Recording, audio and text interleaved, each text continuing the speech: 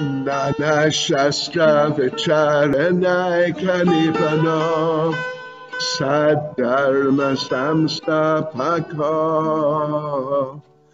Lokanam Hitakarino Tribhuvane Manyo Sharanya Karo Radha Krishna Padaravinda Bhajana Nandena Mataliko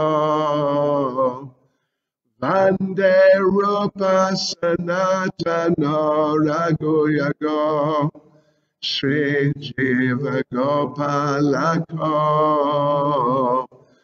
Vande Rupa Sanatana Raghuyago Sri Jiva Gopalako.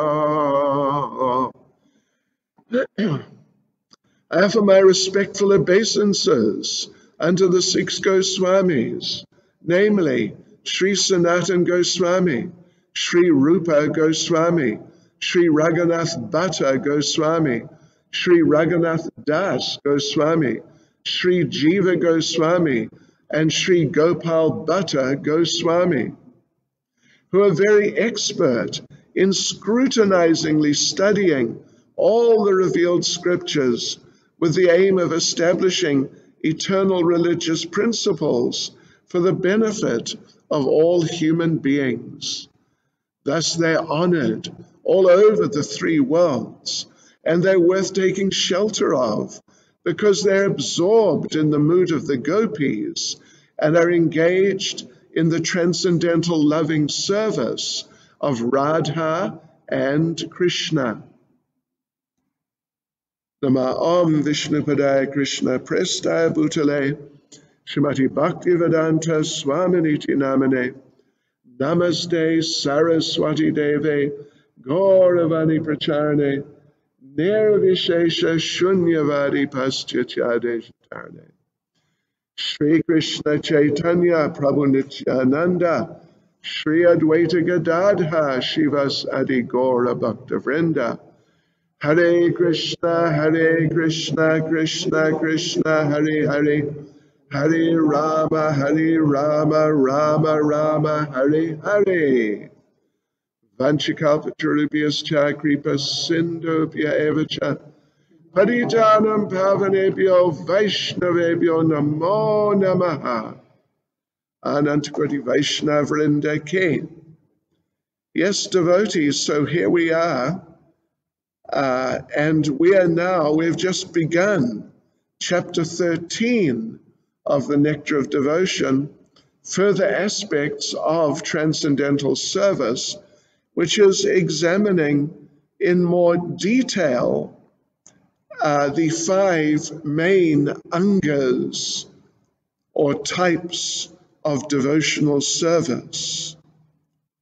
And just to get us off on the right footing again, I'm going to read the verse from Bhakti Rasamrita Sindhu. Verses, it's actually 3 or 2.5 perhaps, which are giving, or in which Srila Rupa Goswami is giving his precise understandings of what are those 5 most special services. Shraddha Visheshata Priti Srimurtir Angri Sevane Srimad Bhagavatartanam Asvado Rasikai Saha Sajatiya Shaye Snigte Sadho Sangha Swatovare Nama Sankirtanam Shriman Mathura Mandale Stiti. Excuse me. Translation. With love and full faith, one should worship the lotus feet of the deity. One should taste the meaning of Srimad Bhagavatam in the association of pure devotees. And one should associate with the devotees who are more advanced than oneself and who are endowed with a similar type of affection for the Lord. One should congregationally chant the holy name of the Lord and reside in Vrindavan. Excuse me. A minor disturbance down there. Yes, so we read through last night the basic description of each of those 5 special forms of devotional service, and from the later part of the 12th chapter, and then we moved on to the 13th chapter, and we read the description of how, or the potency, you could say, how powerful is service, the first category, service to the deity, very special. Actually, before we go into it this evening, there is a special question for those of you doing Bhakti Shastri. There's a special question here, right from the very beginning of this chapter, where the 5 main forms of devotional service are listed out again. So this is a verse. You can note down the verse number so you can refer to it afterwards if you're doing the Bhakti Shastri. It is Chaitanya Charitamrita, Madhya Lila, chapter 22, verse 129. Madhya Lila 22, 129. Here is the translation. Well, actually, let me read the Bengali. This is Lord Chaitanya speaking to Sanatana Goswami. Sakala sadhana shreshta, e pancha anga, Krishna prema janmaya e panchera alpa sangha. These 5 limbs of devotional service are the best of all. Even a slight performance of these 5 awakens love for Krishna. So please note that, because you're going to be asked a question about that. Aha. So, right, so there we were, just mentioning what we discussed last night, which was about deity worship.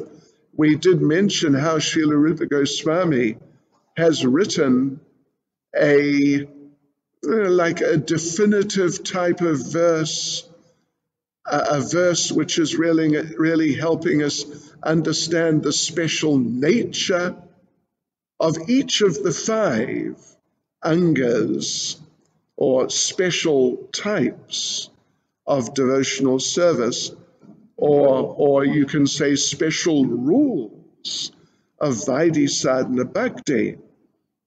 And we mentioned how the verse in regard to deity worship, on the surface of it, if you don't know what's going on, you would think that whoever has written this doesn't like deity worship. He sincerely feels you shouldn't do it because it'll be detrimental to you. Because if you see the beautiful form of the deity, you'll lose interest in all your so-called loving relationships in this material world, so-called society, friendship, and so-called love, and you'll just fall in love with Krishna. And in this way manifest a symptom of bhava, very important symptom of bhava, extreme detachment, like total detachment. Yeah. Let me just read that verse again. It's really one of my favorites, I must say. Oh, my friend, if you desire to enjoy with your friends and relatives, then do not look upon the form of the Lord called Govinda, wandering near Keshi Ghat on the bank of the Yamuna River, with a slight smile on his lips, posed with 3 bends in his body, eyes glancing everywhere in a crooked fashion, flute placed on his red lower lip like a tender bud, and shining gloriously with a peacock feather. Yes, so if you want to carry on enjoying in just material relationships of different types, don't see the deity. This is the idea. Don't see the deity, because the deity is so captivating and has such transcendental potency that you may forget everything and really lose interest absolutely in everything else. Right. As Prabhupada said, this will save everyone from such unwanted activities as going to clubs, cinemas, and dancing parties, and smoking, drinking, etc. All such nonsense will be forgotten if one stresses the worship of the deities at home or in the temple too. Yeah, that's for sure. All right. Now, let me just point out another point, devotees. There is a special question in regard to this also. Oh, yes, we have many special questions. This is in regard to where we just read just a minute ago about householders doing deity worship and then getting saved from all those different unwanted activities. So the verse which is quoted is actually Srimad Bhagavatam, 1st Canto, Chapter 2, verse 8, which our devotees here in the Radharadhanath temple, I think, are chanting every morning. Is it? Maybe, maybe not. Dharma swanustita pumsam, vishvaksena katasuya, notpadayed yadi ratim, shrama evahi kevalam. The occupational activities a man performs according to his own position are only so much useless labor if they do not provoke attraction for the message of the personality of Godhead. So, the question, you know what the question you must answer here is? What is the verse number of that Srimad Bhagavatam verse? Well, as we said, it's Srimad Bhagavatam, 1st Canto, Chapter 2, verse 8. You better remember that. I think you better look it up and just go over it. So, okay. So there are some things then giving special emphasis to the importance and the potency, the result of worshipping the deity very nicely. Now, so in our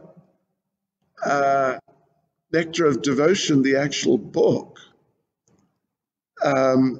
this part, well, the part which we just looked at again just now about deity, deity worship, in this chapter 13, it is verses, what is it now? Deity worship is 1, 2, and 3. And now verses, it looks like verses 4 and 5 are emphasizing or focusing on reading Srimad Bhagavatam. As you may recall, reading Srimad Bhagavatam in the company of, oh no, that's associating with devotees. Well, yeah, in the company of pure devotees. Reading Srimad Bhagavatam in the company of pure devotees. And again, as we mentioned, this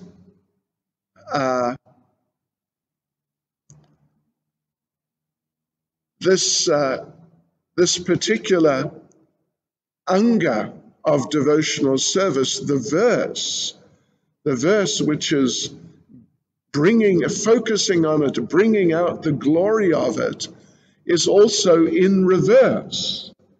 It's an apparent criticism. So listen to this. Listen to this, it's quite. Oh, idiots! How unfortunate you are.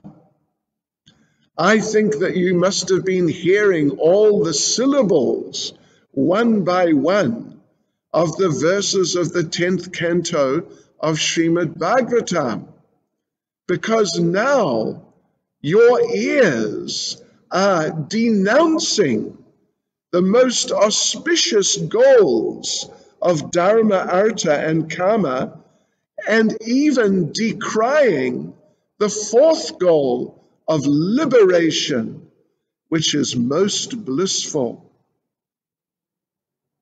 Yeah.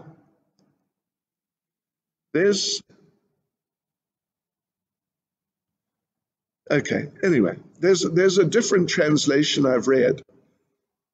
Yeah, but anyway, this is nice. So here, just like the other verse, the verse in regard to deity worship, it's a person telling his friend that, don't go look at Govinda.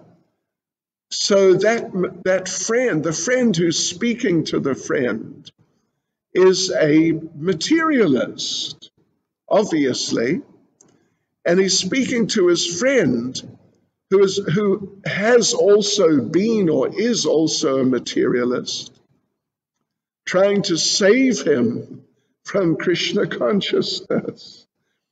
This verse is very similar. It is spoken obviously by a big materialist who can now see that some of his friends, a group of his friends, has been hearing Srimad Bhagavatam.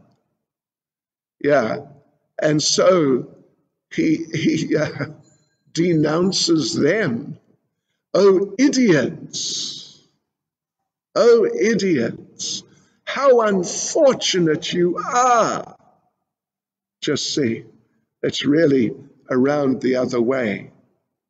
Yeah, because now I can understand you've been hearing the Bhagavatam, because now when you speak, you are explaining how Dharma, Artha, Kama, and even Moksha, the four special goals of at least so many people who are following some sort of Vedic path. But now his friends his so-called unfortunate friends are discussing these things and pointing out how useless they are, and they're even decrying liberation.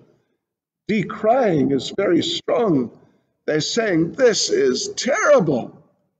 Oh no, don't do this. Keep away from liberation, impersonal liberation. So the speaker can understand, in order to have reached the state of consciousness, they must have been hearing Srimad Bhagavatam, because you can't really reach any other state, reach this state of consciousness of just totally rejecting dharma, artha, kama, and moksha, materialistic religiosity, material advancement, material enjoyment, and then liberation. You can't renounce them so strongly unless you've had contact with something like the Bhagavatam. Other literatures you might read, they might make some points about dharma, artha, kama, moksha, even liberation is not so good.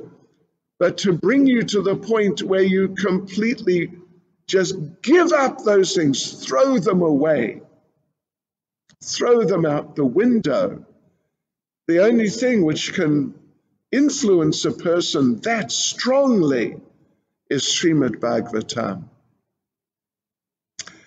Yeah, so again, the symptom of bhava, because don't forget, the idea is that one of the ideas is that if a person performs even one of these 5 activities, and even perhaps not that nicely, but that person can come to the level of what Prabhupada, the way Prabhupada phrases it in Nectar of Devotion, is ecstatic love for Krishna, or bhava. Right. So they are exhibiting that extreme detachment. Just like what the fellow in the first verse is afraid will happen to his friend if he sees Govinda. That same extreme detachment, may or will manifest in his heart. You know that story from Ramanujacharya of, I forget the name of the person, was it Kuresha? Actually, I can't remember. But this one fellow was on his way to be married. The wedding procession was going down the road in Sri Rangam. And this fellow was so, infatuated with his bride. He was just looking at her as they walked down the road. He's just looking at her. He's not even seeing where he's going. He's just looking at her, just so captivated. And Ramanuja saw that, and he thought, wow, this poor fellow, I've got to help him. So right in the middle of the wedding procession, he walked up to him and said, listen, you like to see beauty, right? Oh, yes. Just come with me. Just come with me. I will show you a person who's even more beautiful. So in the middle of the wedding procession, he took this young man to the Sri Rangam temple and showed him Ranganath. And that young man left everything in the middle of all that. In the middle of all that, he just left everything and joined Ramanujacharya. Haribol. Okay. Well, let's just see. Srila Prabhupada in the 5th paragraph, let's just read a little bit about of what Srila Prabhupada says. It's very powerful.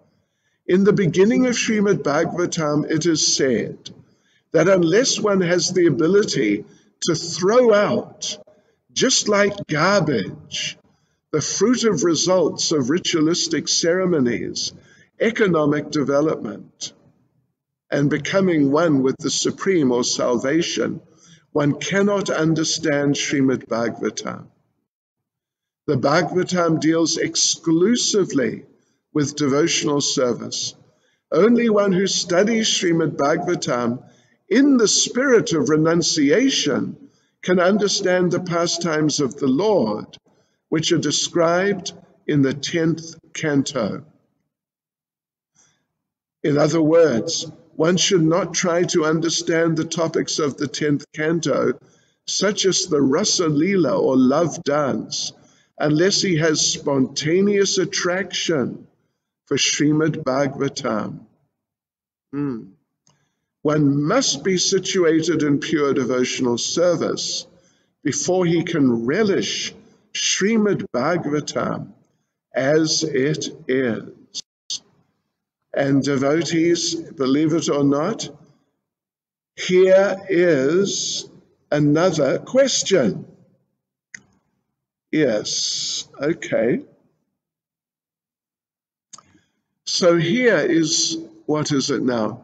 Srimad Bhagavatam 11, 8, 17 purport. 11, 8, 17 purport. If one becomes attached to the sense gratification of materialistic music and songs, one will develop all the features of material entanglement. One should hear Bhagavad Gita or the songs sung by the Supreme Lord. So you're going to get a question on that part of that purport, which we just read, 11, 8, 17. Now, in the following, let's see, where are we? In the following paragraph, number 6, Srila Prabhupada gives an explanation of what has been done, the approach of the presentation in these first 2 verses. Let me just read a little. In the above 2 verses of Rupa Goswami, there are some metaphorical analogies that indirectly condemn the association of materialistic society, friendship, and love. People are generally attracted to these things, and they make elaborate arrangements and strong endeavors to develop these material contaminations. But to see the Sri Murtis, the deities of Radha and Krishna, is to forget such endeavors for material association. Rupa Goswami composed his verse in such a way that he was seemingly praising the material association of friendship and love, and was condemning the audience of Sri Murti or Govinda. This metaphorical analogy is constructed in such a way that things which seem to be praised are condemned, and things which are to be condemned are praised.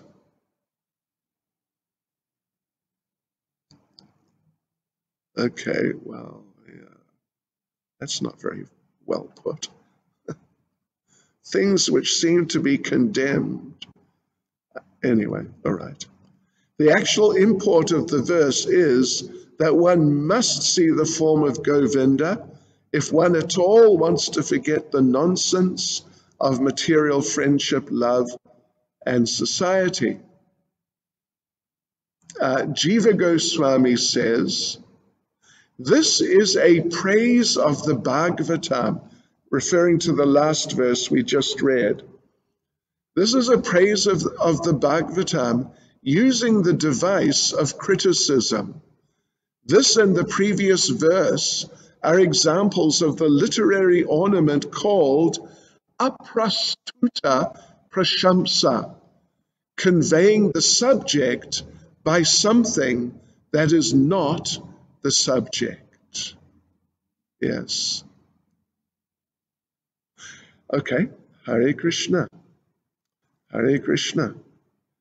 Let us move on a bit here to paragraph number 7, in which the subject is associating with advanced devotees. But having said that, it's not just advanced devotees, but it's advanced devotees, you could say, who are in the same line as yourself, which the implication of which is they will have the same perspectives on Krishna consciousness that you have, or you should have. The book's not on the floor, is it? Okay, no problem. All right, so now, so this is the verse then, paragraph number 7. Let's read the verse. And it's kind of extraordinary, little unusual verse. It's not opposed, it's not criticizing, it's just kind of expressed in an unusual way. Ever since I saw a certain person whose body was washed with his own tears, whose hairs were standing on end, and who stumbled around with a joyous heart while quivering to the extreme, my mind has for some reason become so attached to the form of Krishna that I have no attachment to my family. Now, you might think, gosh, okay, this is somewhat different to how things have been presented in Nectar of Devotion. According, to the direct translation, the person, the speaker, is seeing a devotee who's overwhelmed with ecstasy from having seen Krishna. And seeing that devotee, the person now, as the verse says, I have no attachment to my family. It's again the same symptom of bhava, of extreme detachment. However, having said that, the translation in Nectar of Devotion, it could be taken like that. Anyway, although it's a bit it doesn't really bring out the point of associating with a devotee. And due to that association, the person, the speaker, has changed. According to Jiva Goswami, in his purport to this verse,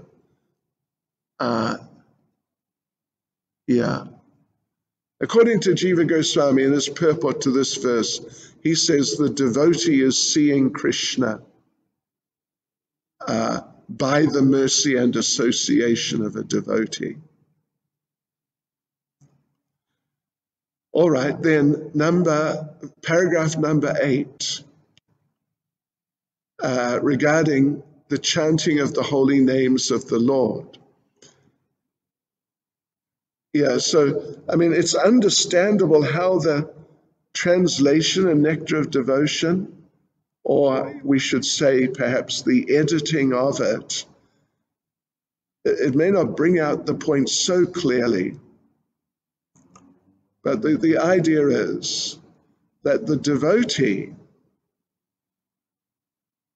devotee is seeing Krishna and becoming overwhelmed through having had the association of another devotee. Okay, anyway, so here we go. Paragraph number 8, chanting the holy name of the Lord. And the verse is, well, let's just read the verse from Nectar of Devotion.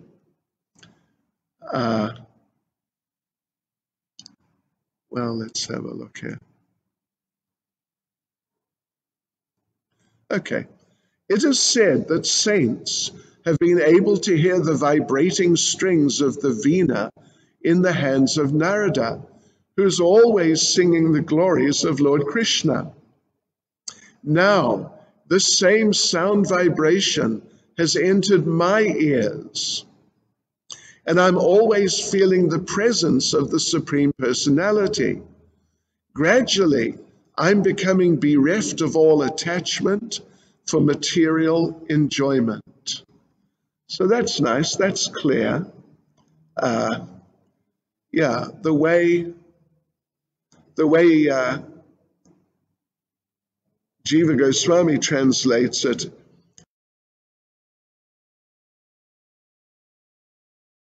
Krishna, my heart has become completely blissful, fixed in an unprecedented state of prema. So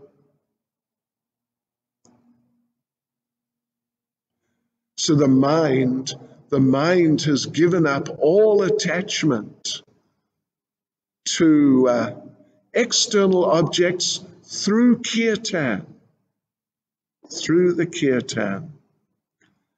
And now paragraph 9. This is about the last one, which is living in Mathura or Vrindavan. So, okay, yeah. Okay, anyway, let's read the verse from Nectar of Devotion, the translation in Bhakti Rasamrita Sindhu is somewhat different.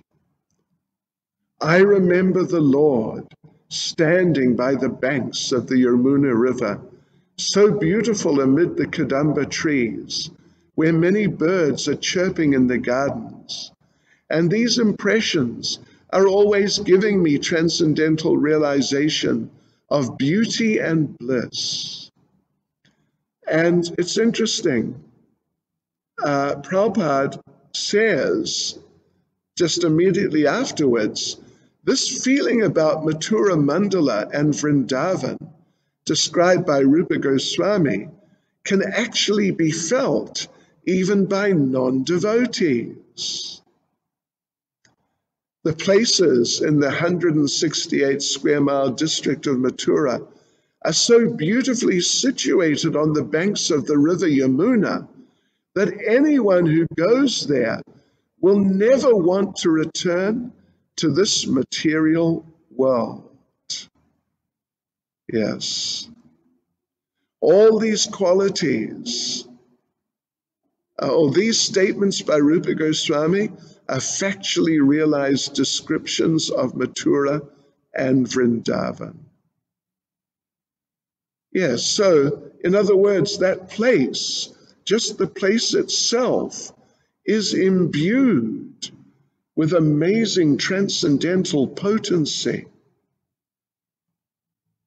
And, like we've mentioned, the potency is so great that, at least in some cases, The potency is sufficient to bring even a neophyte immediately to the level of bhava, or the beginnings of actual perfection.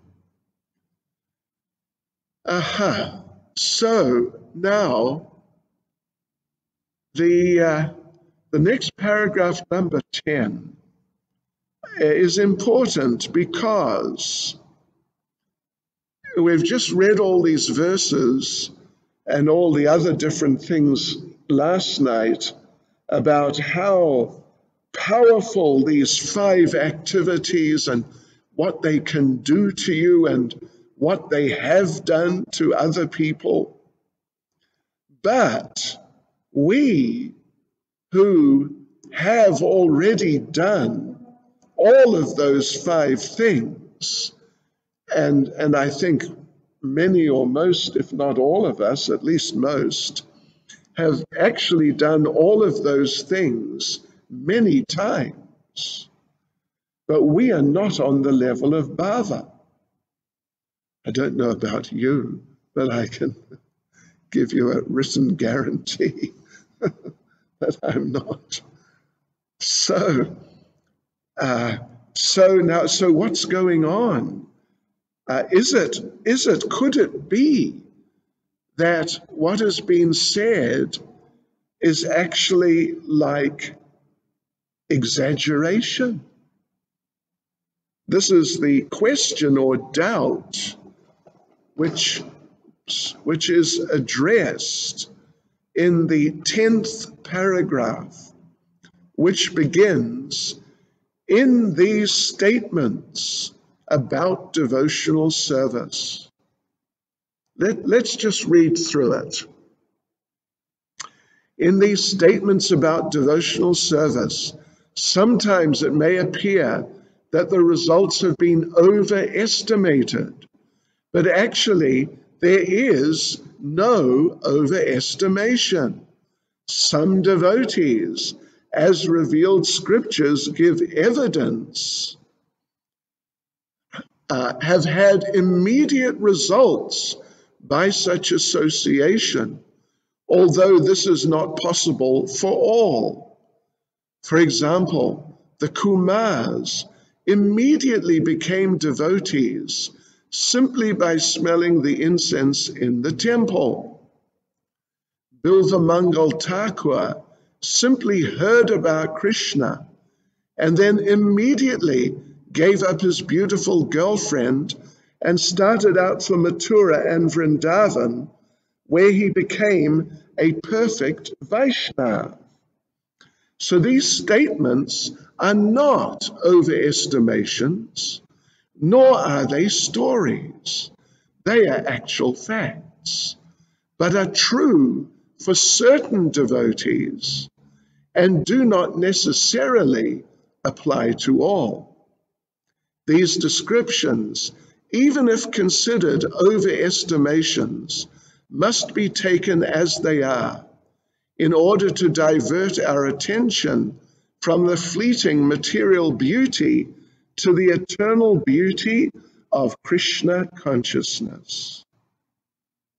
And for a person who is already in contact with Krishna consciousness, the described results are not unusual. Hare Krishna. And their devotees, it's a little interesting, it's a little unusual how this chapter has been structured, in that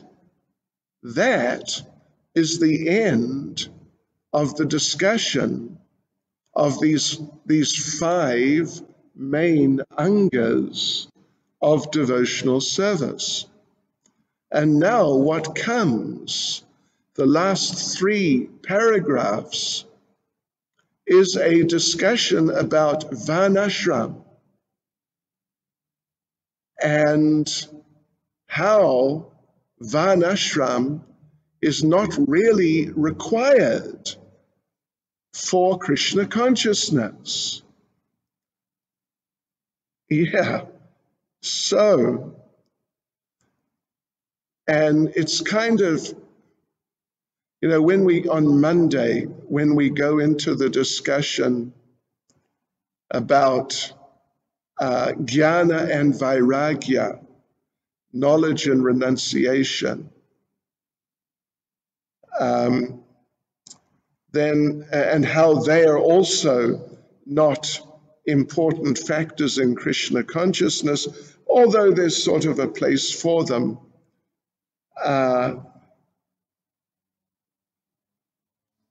It may become apparent that these last 3 paragraphs would probably be better off if they were part of chapter 14. The interesting point in that regard is that from chapter 6 till the end of chapter 14, as these things appear in Nectar of Devotion, in Bhakti Rasamrita Sindhu, that is one chapter. That is one chapter. All these divisions here into these various, several different chapters, they've just been done. To some, anyway, it's just been done somewhat arbitrarily, really. So now these last 3 paragraphs are really not related to the discussion about the 5 topmost angas of pure devotional service. But anyway, that's okay. It's all part of the important subject matters that we are discussing here. So, let's just have a look here. What are we doing? So Srila Prabhupada makes some points about this here, like in paragraph 11, the third to last, that some people say, basically, that if you follow Varnashram, you will gradually rise to the perfections reached by practicing devotional service. So some people say that. But great authorities, and particularly as Prabhupada says here, Lord Chaitanya, they don't accept that. Lord Chaitanya condemned this idea while he was talking with Ramananda Roy. And Lord Chaitanya said that Varnashram is simply external, and karma and jnana are also external, or they're definitely external to some degree, although they're important for people who are right in the beginning stages. So it's similar with Varnashram. And in the paragraph 12, second to last, Krishna says to Uddhava, one should execute the prescribed duties of Varna and Ashram as long as he has not developed spontaneous attachment for hearing about my pastimes and activities. Yeah. So, as Prabhupada says right at the end, all such activities, Varnashram, are recommended in the scriptures only to bring one to the point of Krishna consciousness. And similarly with jnana and vairagya. Anyway, that's sort of by the way. But on Monday we'll also look at that, and then we'll go through chapter 14. Hare Krishna. Srila Prabhupada ki. Hare Krishna.